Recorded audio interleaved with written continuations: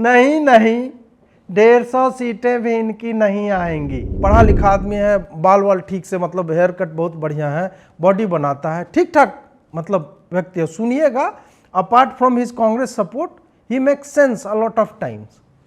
वो आदमी बोल रहा है कि 10,000 किलोमीटर चला है, आप बताइए कौन चला है? ये क्या बात हुई है? मैराथन वाले भी चल लेते हैं इतना, उसको क्या भारत का राष्ट्रपति बना दें? तुम चलते रहे लेकिन पहुंच कहां रहे हो? तो इसको वही लगता है कि नहीं, मैं दाढ़ी बढ़ा लाऊंगा, 80 तपस्वी बन जाएंगे, फिर जो है कि नहीं नहीं, मैं व्हाइट शर्ट पहनता हूं ठंडी में। ये सब आपकी यूएसपी है, टैलेंट है, ये आदमी की प्रतिभा है ये, कि यार ये कौन सा टैलेंट हो गया कि डिंपल पड़ते हैं उसके, ओ माय गॉड, उसके एप्स देखे हैं, वो पानी में खुद कूद जाता है, डरपोक नहीं है वो। वाह भैया, कुएं में कूद जाओ, गरीब को गरीब रखो और उसको हर बार बोलते रहो।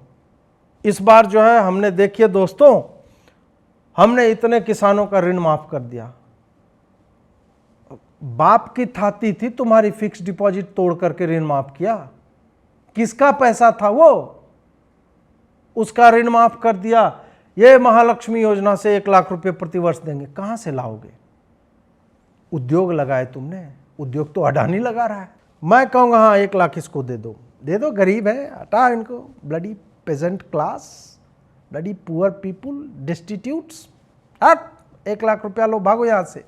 ये एटीट्यूड है राहुल गांधी का और कांग्रेसियों का। मोटरेबल रोड नहीं था, राहुल गांधी की गाड़ी कहीं पे रुकती थी, वो पैदल चलता था कीचड़ में उतर के बचते बचते जाने का। तो अमेठी मूलतः वही है, गड्ढे में, कीचड़ में, जहां पे 5 साल में एक बार जो है बहन भाई जो है वो पूरा सा एक कोई उजला कुर्ता उर्ता पहन के आ जाएगा और चल देगा कि हाँ हाँ हाँ ठीक है, सलाम साहब, सलाम साहब, सलाम साहब, सलाम साहब। 11 बजे तक 90% वोटिंग हो जाती थी।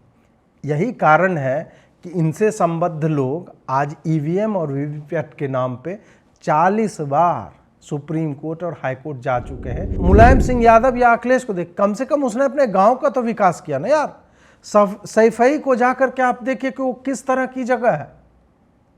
तो एटलीस्ट इतनी लज्जा तो उनमें होनी चाहिए थी, राहुल गांधी में, कि भाई तुम्हारे बाप दादा नाना पता नहीं किस किस ने इसको रिप्रेजेंट किया, इस कॉन्स्टिट्यूएंसी को, और तुमने वहां पे किया क्या है? इनके पास एक कॉन्स्टिट्यूएंसी ने पूरे देश में कांग्रेसियों के पास जिसे कह सके कि इन्होंने चमका दिया है उसे। भगोड़े राहुल को अमेठी पुकार रही है कि आप फिर से यहां हार के जाने के लिए। राहुल की स्थिति इतनी विकट है कि वो वायनाड में कांग्रेस का झंडा छुपाकर मुस्लिम लीग के हरे झंडे की छांव में पीएफआई के समर्थन के साथ वहां से चुनाव लड़ रहा है, जहां की न तो उसे भाषा आती है न संस्कृति का अंदाजा। वो अब 26 अप्रैल को वायनाड से चुनाव लड़कर चुपके से अमेठी से नामांकन कराने की फिराक में है। यह अभिजात्य घमंड है कि जनता उसके हिसाब से एडजस्ट कर लेगी। स्मृति ईरानी द्वारा पिटकर भागे गए राहुल द्वारा अमेठी का रचा गया दुर्भाग्य ऐसा है कि स्मृति ईरानी को उसे भरते भरते भी बहुत कुछ रह जाता है। 200 बेड का अस्पताल, जिला referral hospital, medical college, PHC, महिला कॉलेज, 3 इंटर कॉलेज, सैनिक स्कूल, केंद्रीय विद्यालय, कृषि अनुसंधान केंद्र, 1.5 लाख को पक्का घर, उतने कोई बिजली, 250 गांव में पक्की सड़कें,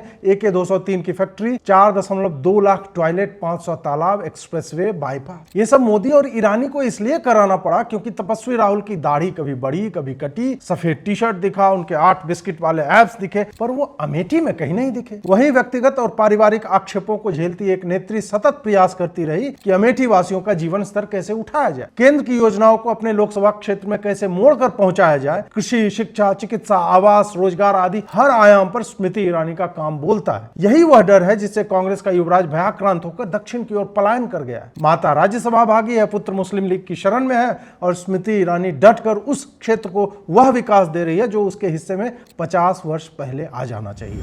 आगे बढ़ने से पहले आप सबों से अपील करना चाहूँगा कि आप लाइक करें, शेयर करें वीडियो को, चैनल को सब्सक्राइब करें, नोटिफिकेशन बेल अवश्य दबाएं। यदि आप हमारी सहायता करना चाहते हैं तो इस QR कोड के माध्यम से करें या इन नंबरों के माध्यम से करें जो आपके स्क्रीन पर फ्लैश हो रहे हैं। आइए आरंभ करते हैं। नमस्कार दोस्तों, आज हम चर्चा करने जा रहे हैं एक विलक्षण नेता के बारे में जिनका नाम है राहुल गांधी। राहुल गांधी जो अमेठी से एक बार हार चुके हैं, भागकर वायनाड गए, वहाँ पे वो जो है उन्होंने मुस्लिम लीग के झंडे तले जो है उसकी छाँव में जो है चुनाव लड़ा है, एक बार जीते हैं, दूसरी बार जो है जीतने की इच्छा रख रहे हैं। अब इन सब के बीच क्या हुआ है कि इन्होंने अभी तक अमेठी या रायबरेली से कांग्रेस वालों ने किसी भी तरह का नामांकन करने का या कौन सा नेता आएगा लिस्ट विस्ट जो है जारी नहीं की है। अब ये लिस्ट क्यों जारी नहीं हुई है और राहुल गांधी हैं कहाँ, लोग यह पूछ रहे हैं। फिर आप कहेंगे नहीं अजीत जी, राहुल जी ने अभी जो है अखिलेश यादव जी के साथ जो है प्रेस कॉन्फ्रेंस की है। ठीक है, मतलब आप सोचिए कि नरेंद्र मोदी दिन में 4-5 रैलियां कर रहे हैं और ये लोग खाली हैं, इनकी बहन जो करे नहीं नहीं 150 सीटें तो नहीं आएंगी, मुझे नहीं लगता कि वो लोग 400 पार कर पाएंगे। उनके पास यही है कहने के लिए। भाई जो है कहीं पे कह रहा है कि 180 सीट नहीं आएगी, सुबह में 180 बोलता है, शाम तक बोलता है नो नो नो 200 सीट भी इनकी नहीं आ रही है। पहले कंफर्म कर लो, 200 बोलना है, 180, 150 बोलना है। नहीं नहीं 150 सीटें भी इनकी नहीं आएंगी। तो ये करके इन्हें लग रहा है कि उनका यह वीडियो इतना वायरल हो जाएगा और जनता में जो है कांग्रेस की लहर जो है वो दौड़ पड़ेगी और उसके बाद जो है फिर तो हर जगह से राहुल गांधी जीत रहे हैं। एक तेजस्वी सूर्या ने कहा कि मोदी जी जो है डी फैक्टो 543 सीटों पे लड़ रहे हैं, तो मोदी जी तो खाली लड़ रहे हैं, नहीं नहीं 150 सीटें ही इनको आएंगी। तो इनकी पार्टी तो भाई खाली लड़ नहीं रही है, राहुल गांधी उतनी सीटों से जीत रहे हैं, इनको ये लग रहा है। अब बात यह है कि इन्होंने नामांकन करवाया क्यों नहीं या लिस्ट जारी क्यों नहीं की है, क्योंकि जो लोग सीरियस होते हैं, कई बार क्या होता है कि हाँ टिकट फंसा हुआ है कहीं पे, आपको जातिगत समीकरण देखना होता है, बहुत कुछ होता है, इस कारण से आप लिस्ट नहीं जारी करते हैं, समझ में आता है। लेकिन अमेठी और रायबरेली ये दोनों कांग्रेस के बेस्टियन माने जाते थे, एकदम फोर्ट बोला जाता है जिसको, अभेद्य किला। हालांकि स्मृति ईरानी ने उस किले में ऐसी सेंध मारी तो मैं नहीं कहूँगा, उन्होंने तो फ्रंट ऑन अटैक किया और दरवाजे तोड़ते हुए जो ऐसा विध्वंस मचाया कि बेचारे जो है वो भागना पड़ गया उनको वायनाड। तो अभेद्य किले में दरार नहीं, अभेद्य किले में विध्वंस विस्फोट करके ये नेत्री जो है घुस जाती है। तो अब ये एंटाइटलमेंट जो है, ये अभिजात्य घमंड जिसको बोला जाता है कि मेरा क्या है, ये तो मेरे बाप की सीट थी, मेरे दादी की सीट थी, मेरे तो फलाने जो है रायबरेली से लड़ते थे, अमेठी, मैं तो जब जाऊंगा और तब नामांकन कराऊंगा और मैं फिर हार जाऊंगा जीतने की संभावना तो नहीं नहीं हमें 150 सीटें तो आएंगी, नहीं 150 तो भाजपा को सीटें आएंगी, जो भी है। तो मैं इसे फिर से बोल देता हूँ आपके मनोरंजन के लिए, नहीं नहीं भाजपा तो 150 सीटें भी नहीं जीत पाएगी हैं, और मैं चुनाव में अब साड़ी पहन के आऊँगी, लड़की हूँ साड़ी पहन सकती हूँ। तो 26 अप्रैल का जो दिन है वो महत्वपूर्ण दिन है। एक अभी मैं न्यूज़ पढ़ रहा था हिंदुस्तान टाइम्स का, उसमें इनके जो स्ट्रैटेजिस्ट हैं, जी हाँ कांग्रेस में भी स्ट्रैटेजिस्ट हैं, you will be surprise to know, मतलब योजनाकार होते हैं कांग्रेस में, मतलब किसी पार्टी को डुबाने के लिए भी योजना बनानी पड़ती होगी, तो योजनाकार तो होंगे ही। तो उन्होंने स्ट्रैटेजिस्ट ने बोला कि नहीं नहीं देखिए कि 26 अप्रैल को वायनाड में चुनाव है और वहाँ पे करके और फिर स्ट्रैटेजिकली जो है हम अमेठी से वहाँ से नामांकन करेंगे। क्यों कर रहे हैं ऐसा? ये क्या अमेठी की जनता के साथ एक मतलब भद्दा सा उपहास नहीं है? आप यार ठीक है एक बार हार गए, आप इतने बड़े बाप के बेटे थे, इतनी बड़ी माता जी की संतान हैं आप, और खानदान में 3-4 प्राइम मिनिस्टर आपके हुए हैं, तो क्या आपको मतलब आना नहीं चाहिए, पहले बताना नहीं चाहिए कि नहीं मैं एक बार हार गया तो क्या हुआ, मैं अमेठी की जनता के साथ हूँ? नहीं, ये चुपके से आएंगे ताकि इनका वायनाड प्रभावित ना हो। इनकी यही योजना है कि वायनाड में जो 26 को चुनाव हो जाए, और 26 तक ये लोग नहीं बताएंगे, जब चुनाव हो जाएगा उसकी संध्या के बाद ये बताएंगे कि हम जो है अमेठी की लिस्ट जो है निकलेगी। उसी दिन इनके वर्किंग कमेटी की या जो इलेक्शन कमेटी होती है उसकी मीटिंग रखी गई है। हालांकि इस पे जो है एक और बात आई कि खड़गे जी से पूछा गया कि अमेठी से कौन लड़ेगा, राहुल जी कहाँ से लड़ेंगे, तो उन्होंने बोला कि उनका मन है जहाँ से वो लड़ना चाहे। सही बात है, खड़गे जी स्वयं जो उनके द्वारा स्थापित किए गए हैं, तो पानी भी बेचारे 2 बार पूछते हैं, लीजिएगा लीजिएगा, नहीं लीजिएगा ठीक है मैं पी लूँगा, और फिर बाकी राहुल जी तो नाक से निकाल के क्या पूछ देते हैं उनके कंधे पे, ये सब वीडियो हमने देखे हैं। तो उनकी स्थिति जो है बहुत दयनीय है। तो उन्होंने बोला कि हाँ उनका जहाँ से मन करेगा अपना तो जो भी, फिर राहुल गांधी जी से किसी ने पूछ दिया ये प्रश्न, तो देखिए कि उन्होंने क्या उत्तर दिया। लोग तो गुजरात छोड़कर पीएम बनने के लिए बनारस आते हैं, आप बाय नाइट चले गए, तो क्या अमेठी या रायबरेली से आप लड़ेंगे? ये बीजेपी वाला क्वेश्चन है, ये पत्रकार का सवाल। पहले ही opening ball BJP question, very good, शाबाश। देखिए, अमेठी की बात कांग्रेस का डिसीजन है, जो भी मुझे ऑर्डर मिलेगा मैं वो करूंगा। सीईसी मीटिंग, हमारी पार्टी में सीईसी मीटिंग्स में ये डिसीजन लिए जाते हैं। बट पहला बीजेपी का question, good question, thank you. यहां पे बोल रहे हैं ये बीजेपी वाला प्रश्न है और ये तो सीईसी डिसाइड करेगी। राहुल जी, सीईसी, आपके यहाँ भी कमिटियां होती है और वही तय करती है, आप लोग तय नहीं करते।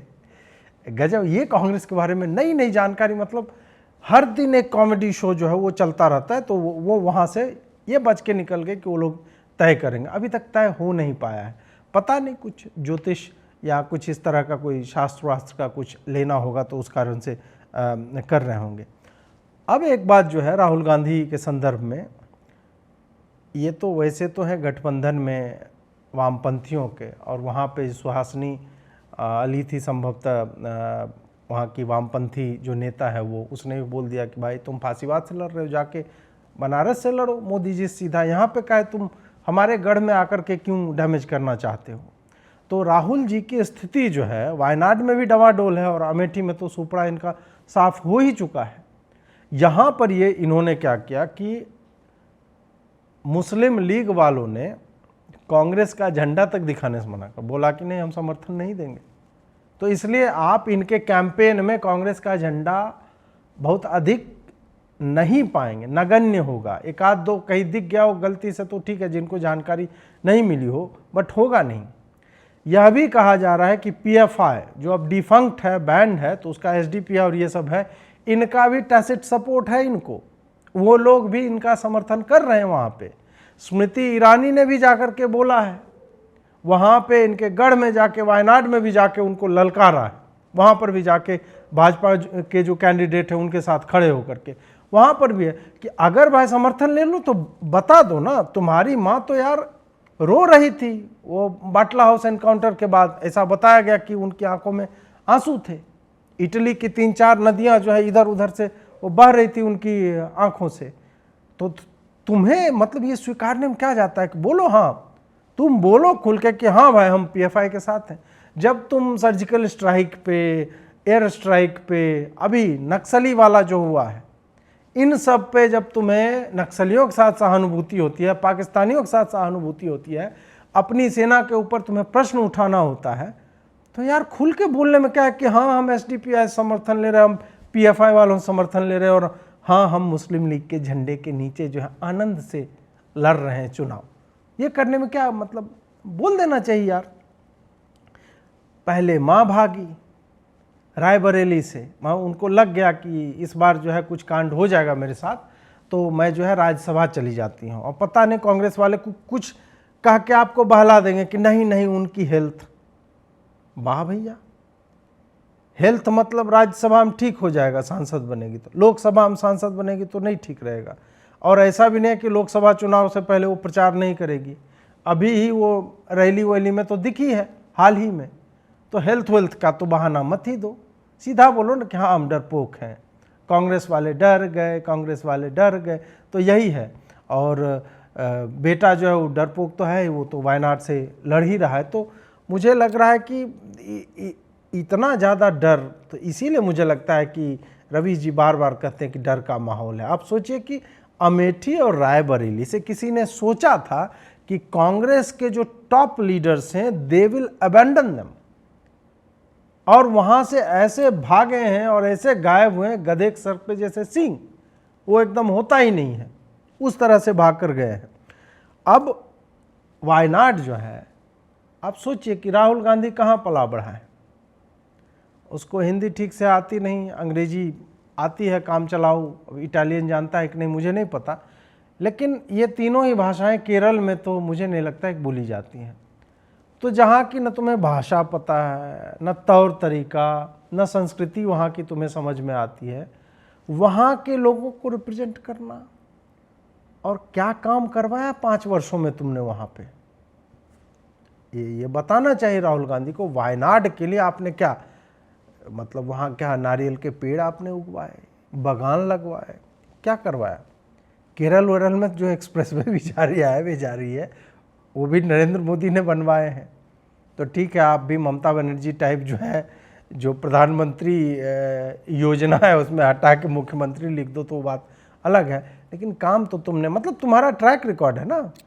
तुम तो यार अमेठी के मतलब 2004 से सांसद रह चुके हो, तो जब 15 साल तुमने अमेठी को रिप्रेजेंट किया है और उससे पहले तुम्हारे परिवार के लोग कर रहे थे, तो वहाँ पे किया क्या तुमने ऐसा क्या किया कि तुमको भागना पड़ गया और अब जो है तुम इस तरह से, मतलब किसी तरह ठीक है यार मेरा नाम डाल दो, मैं चुनाव जीतने की कोशिश करूंगा, तो उस स्थिति में तुम वहाँ पे आ गए हो। अब अमेठी से ये लोग जीतते कैसे थे, यह भी एक प्रश्न है। तो वहाँ के कुछ स्थानीय लोगों से मैंने बात करके जानने की कोशिश की। भाई साहब वहाँ पे 11 बजे सुबह तक 90% वोटिंग हो जाया करती थी। तो ये जो मिथक है ना कि अमेठी की जनता, मतलब क्योंकि आप जब अमेठी प्री स्मृति ईरानी के समय में जाएंगे या वहाँ की फ़ोटो देखिए, या फोटो नहीं तो राहुल गांधी की स्वयं की यात्रा वहाँ पे, मोटरेबल रोड नहीं था, राहुल गांधी की गाड़ी कहीं पे रुकती थी, वो पैदल चलता था कीचड़ में उतर के बचते बचते जाने का। प्रियंका गांधी की भी फोटो है, वो किस तरह से ईंटों का ढेर वेर जो तड़प के जा रही है, साड़ी वाड़ी जो सूती पहन के जाती है, वो ये सारी तस्वीरें उस वक्त। तो अमेठी मूलतः वही है, गड्ढे में कीचड़ में, जहाँ पे 5 साल में एक बार जो है बहन भाई जो है वो पूरा सा एक कोई उजला कुर्ता उर्ता पहन के आ जाएगा और चल देगा कि हाँ हाँ हाँ ठीक है, सलाम साहब सलाम साहब सलाम साहब सलाम साहब, ऐसा करके चलता रहेगा। 11 बजे तक 90% वोटिंग हो जाती थी।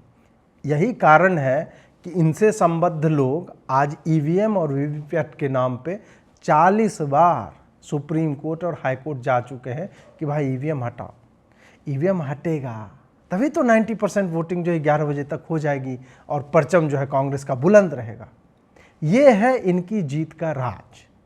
इस कारण से ये हर उस चीज़ से भागते हैं जहां पर ये जो ह्यूमन इंटरवेंशन है वो समाप्त हो जाए और फेयर एंड स्क्वायर गेम होगा।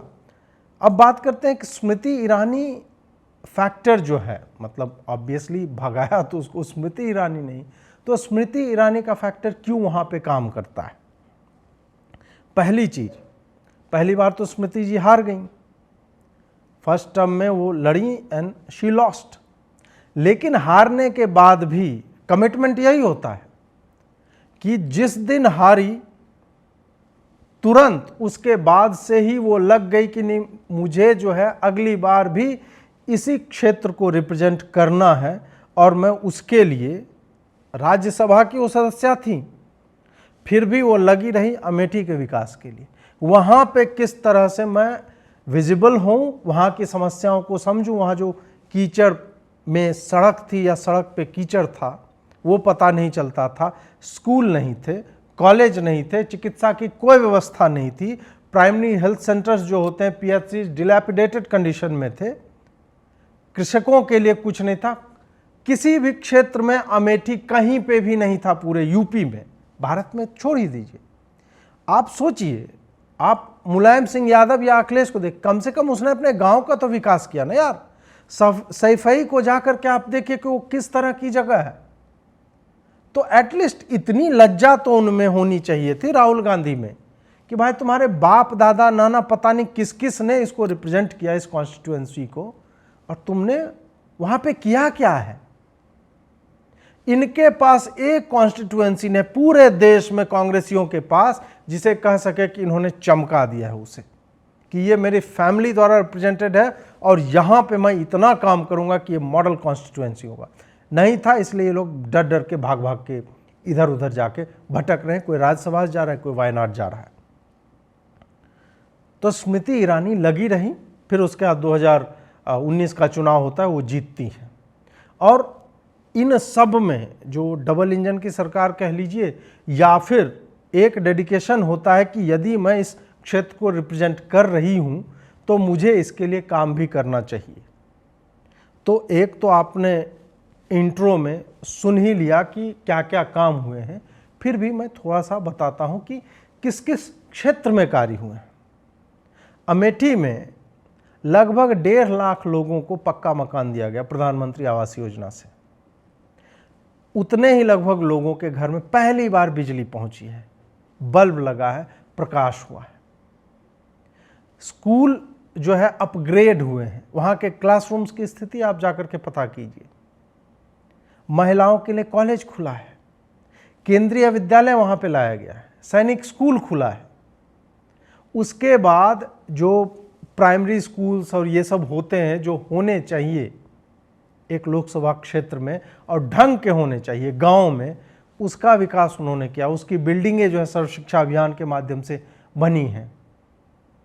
क्लासरूम्स ऐसा नहीं है कि बोरा चटाई लेके लोग जा रहे हैं और वहाँ पे पढ़ रहे हैं। ये सारा फोकस, खास करके स्मृति ईरानी का फोकस जो है महिलाओं के ऊपर, बच्चियों के ऊपर अधिक रहा है। वह भी आपको दिखेगा। अभी हाल ही में उन्होंने एक वीडियो भी इस संदर्भ में जारी किया अपने ट्विटर हैंडल्स, लगभग 3 मिनट का वीडियो है। बच्चियों का स्वास्थ्य हो गया, महिलाओं का स्वास्थ्य हो गया, उनकी शिक्षा हो गई। कृषि को लेकर के 500 तालाब को रिवाइव किया गया। आप सोचिए, तालाब के बारे में कौन सोचता है? तालाब के बारे में तो ये होता है कि भाई किसी तरह से फंड आ जाए। ये तो मेरे गांव की स्थिति मैं बता रहा हूं। तालाब है और सौंदर्यीकरण के नाम पे जो 28 लाख रुपया आ गए, अपना मिल बांट करके खा गए, हुआ घंटा कुछ नहीं। यहाँ पे एक नेत्री है जिसने 492 तालाब जो है, जो डेटा कहता है लगभग 500 के लगभग, उसको रिवाइव किया। अमृत सरोवर जिसको मतलब नामकरण जिसका किया गया है। 200 बेड का हॉस्पिटल, उसके बाद जिला रेफरल हॉस्पिटल, एक मेडिकल कॉलेज हॉस्पिटल जो बहुत 50 वर्षों से मांग थी, इस टाइप की चीज़ें। पूर्वांचल एक्सप्रेसवे उधर से गुजरती है, बाईपास रोड बनवाए गए, 250 से अधिक गांवों में सड़कों को पक्का किया गया प्रधानमंत्री ग्रामीण सड़क योजना के माध्यम से। ये सारी चीज़ें वहाँ पे संभव कैसे हुई? 4.5 लाख के लगभग जो है टॉयलेट्स, शौचालय बने। ये सारी चीज़ अब ठीक है, स्कूल है, हॉस्पिटल है, मेडिकल कॉलेज है, आपको केंद्रीय विद्यालय, सैनिक स्कूल, ये सब, इन सब में भी तो रोजगार तो जनरेट होते ही हैं, चाहे निर्माण की प्रक्रिया में हो यहाँ पे या वहाँ पे जो लोग काम करते हैं उसके हिसाब से यदि देखा जाए तब। AK-203 जो राइफल्स होती है उसकी फैक्ट्री वहाँ पे लगी। आप सोचिए कि प्रश्न ये आता है कि यार इतना सारा कुछ एक नेत्री को या एक लोकसभा सदस्य को क्यों करना पड़ा उस जगह पे जो कि प्राइम मिनिस्टर्स के द्वारा रिप्रेजेंटेड कॉन्स्टिट्यूएंसीज रही हैं, या सुपर प्राइम मिनिस्टर के द्वारा। रायबरेली की यदि हम बात करें, उसकी स्थिति बहुत अच्छी नहीं है, बगल ही में, आप पता कर लीजिए जा करके। वहां पे ऐसी गड्ढे वाली स्थिति में क्यों थी अमेठी? क्योंकि वही ये जो एलिटिस्ट मेंटालिटी है, ये जो एंटाइटलमेंट जिसको बोला जाता है कि अरे मैं बन गया सांसद, मैं तो पैदा ही हुआ था सांसद बनने के लिए, अब सांसद बन गया तो उसके बाद क्या?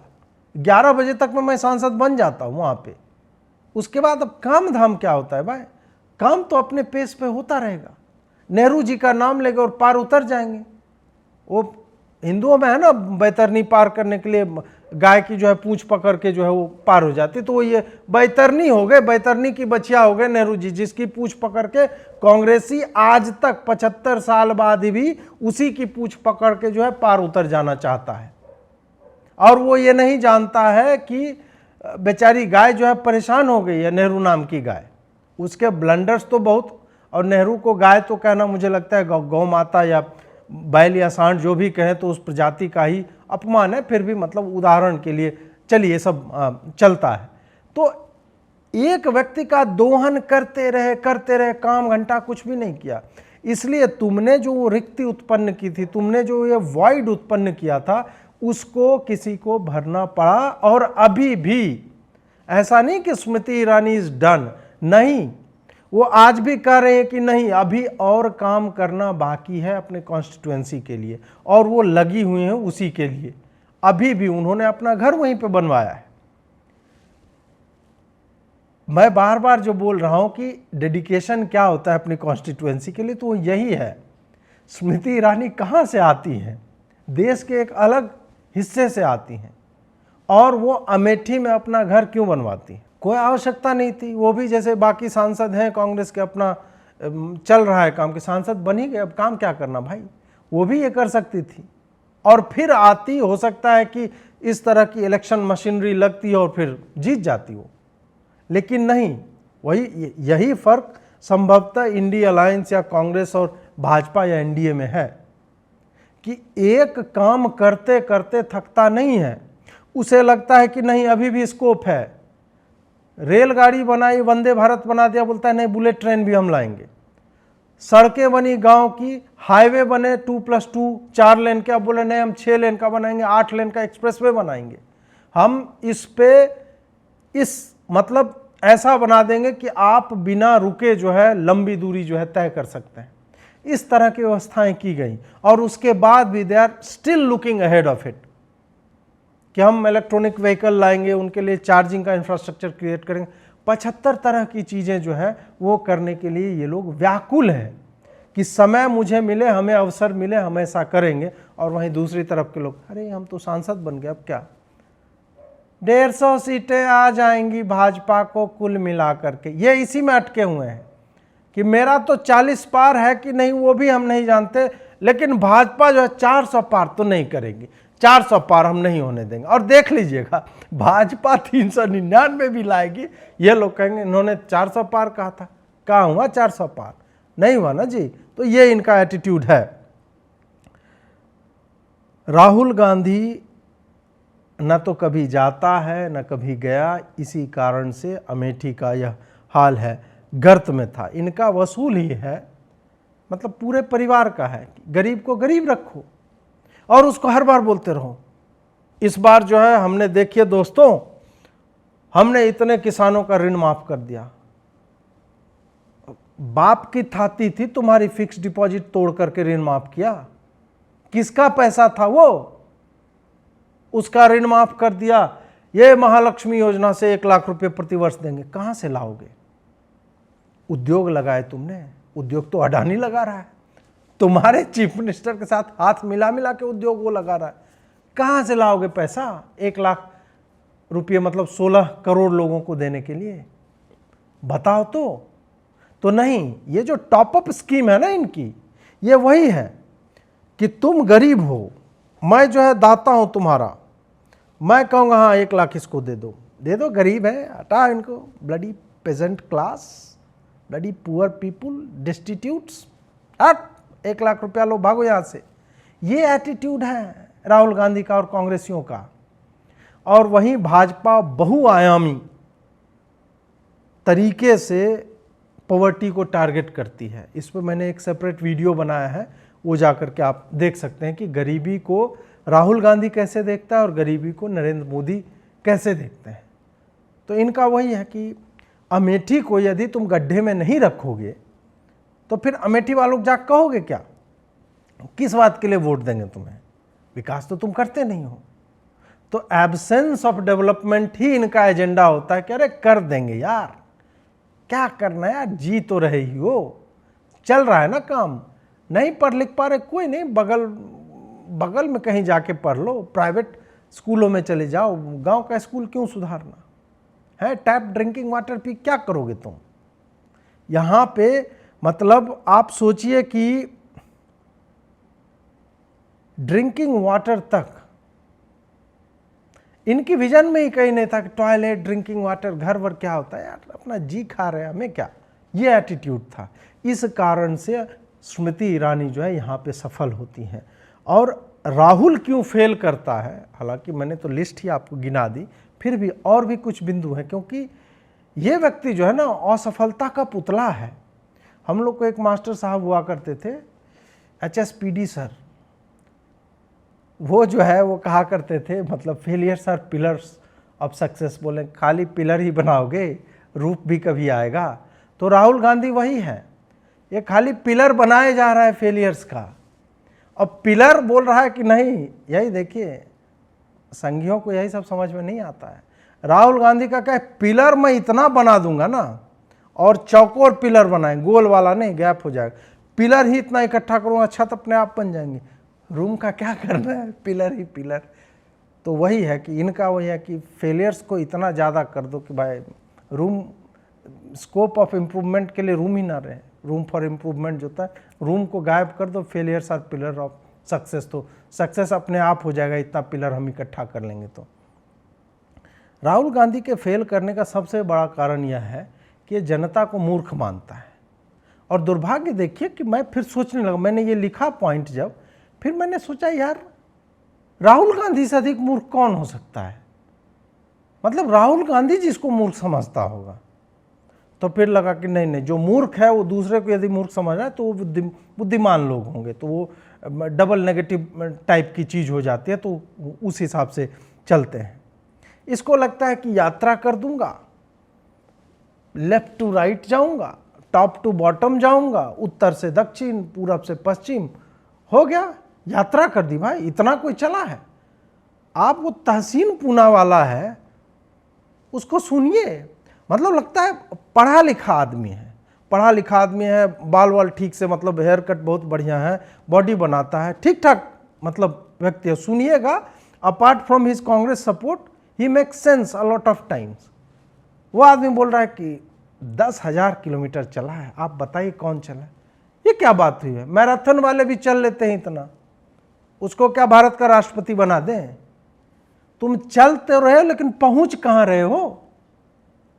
नहीं नहीं, मैंने यात्रा कर दी, लोगों से मिले। किन लोगों से मिले तुम?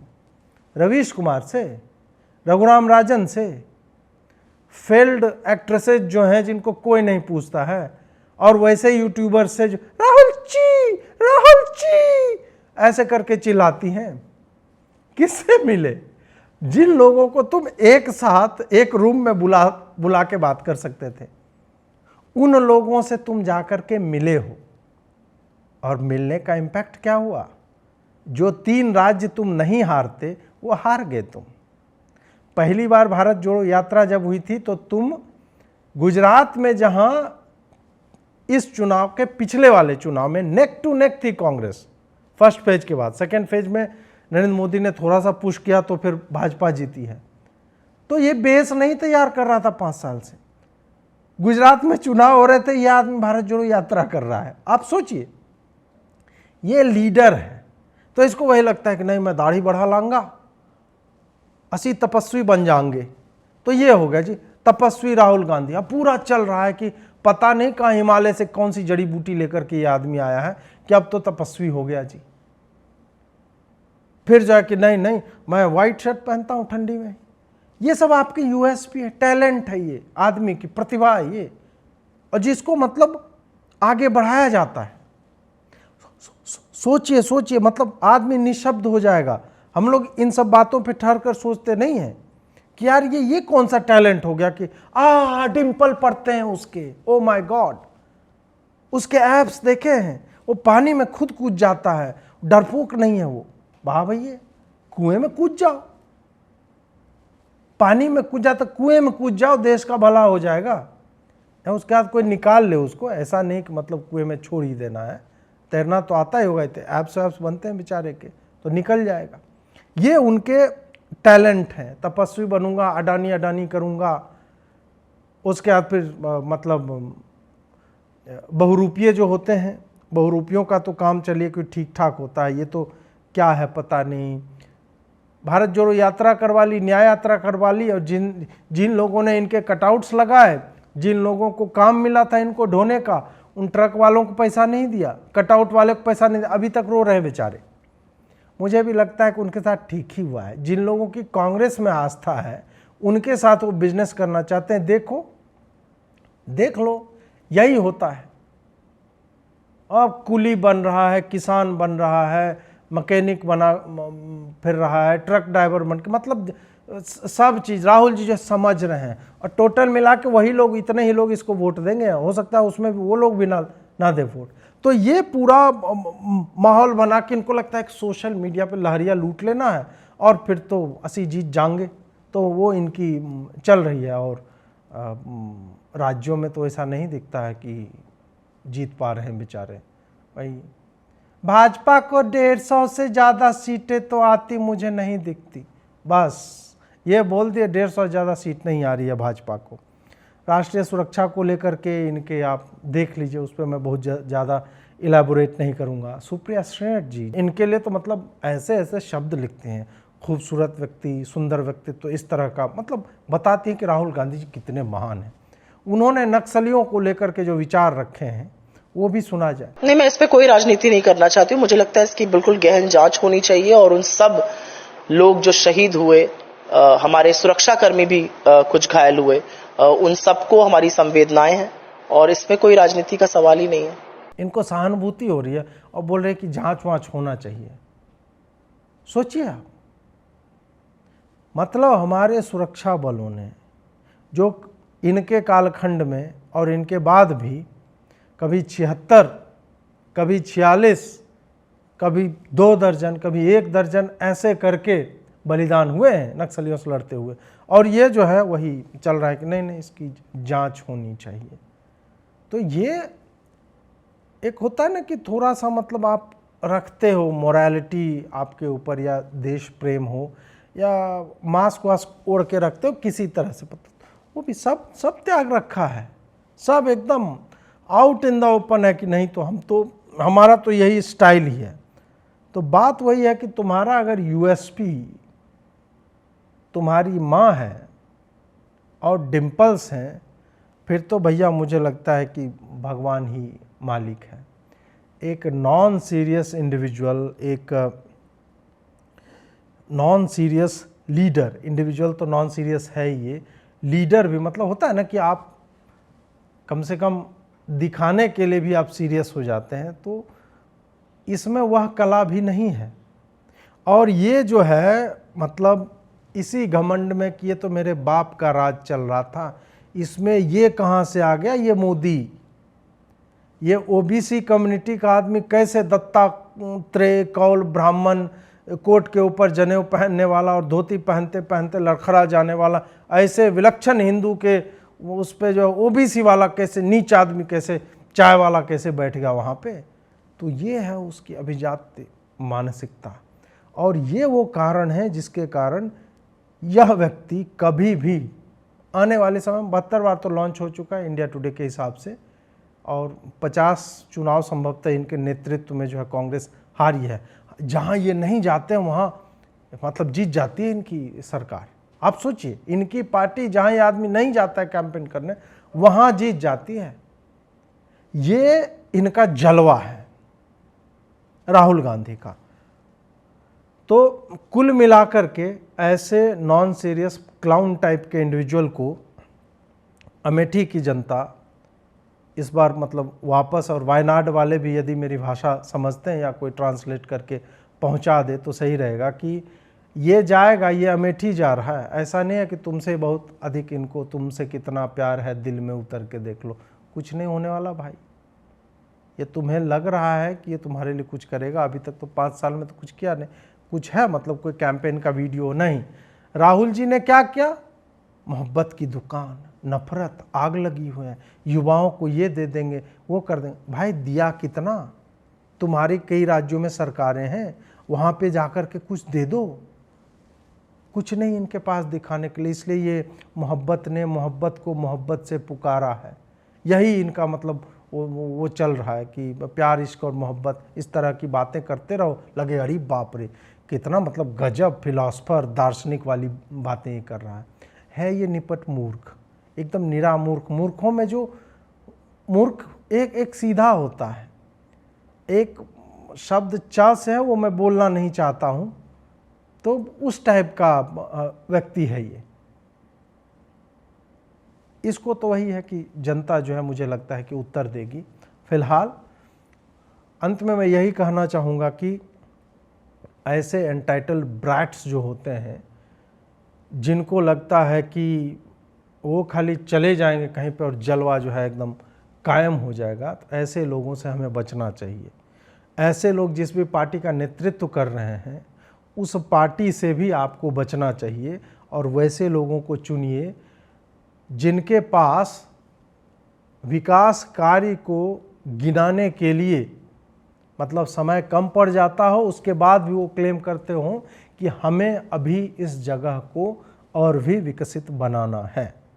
तो वही बात है, चुनाव आपका है और चुनाव आपका है। अच्छे से चुनिए, वोट देने अवश्य जाइए और सोच करके वोट दीजिए, क्योंकि आपका एक एक वोट आपके ही भविष्य की नहीं, इस पूरे राष्ट्र के भविष्य की नींव रखता है कि आगे किस तरह के कार्य होंगे। यदि आपको हमारा वीडियो अच्छा लगा तो लाइक करें, शेयर करें, सब्सक्राइब करें, नोटिफिकेशन बेल अवश्य दबाएं ताकि आपको हर वीडियो की जानकारी त्वरित मिलती रहे।